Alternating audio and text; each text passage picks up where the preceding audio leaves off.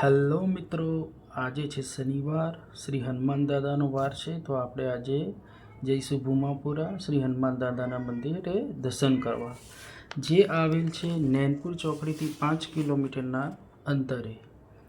અહીં આપણે દર્શન કરવા માટે જઈએ છીએ તો પ્રસાદ લઈ લઈએ. પ્રસાદ લઈને આપણે જઈશું હનુમાન દાદાના મંદિરે. અહીંયા 50 રૂપિયામાં નાળિયેર, સિંદૂર, તેલ અને આંકડાની માળા અને અગરબત્તી આપે છે.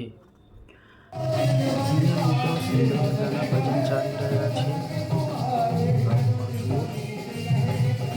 સુંદર મજાનું હનુમાન દાદાનું મંદિર વડની નીચે આવેલ છે.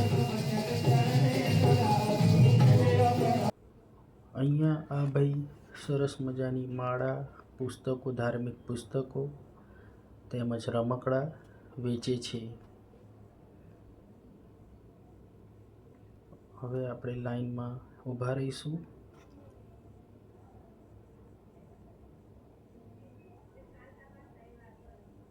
મિત્રો, તમે જો આવ્યા હોય આ મંદિરે તો કોમેન્ટમાં જય હનુમાન દાદા લખજો. અહીંયા આ ભાઈ પણ રમકડા વેચી રહ્યા છે.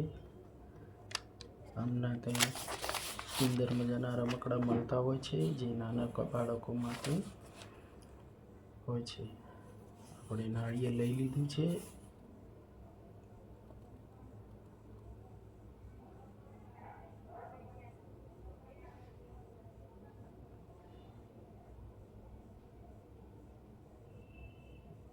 પાણીમાં હોળી ચલાવી રહ્યા છે ભાઈ.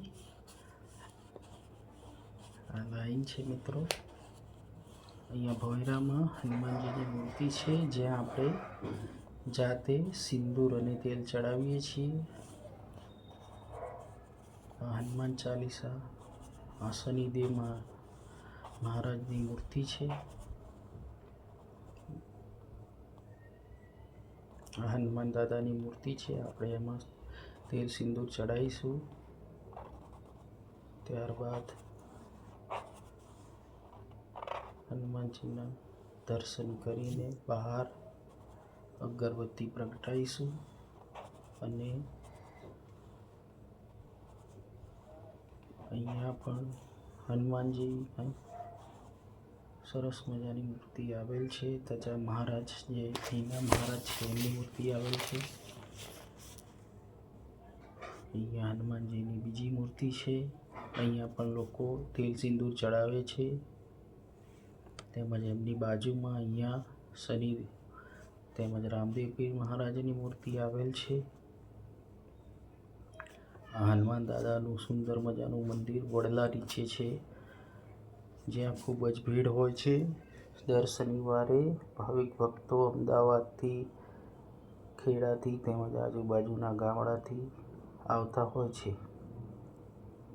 તો મિત્રો, શું આપ ગયા છો?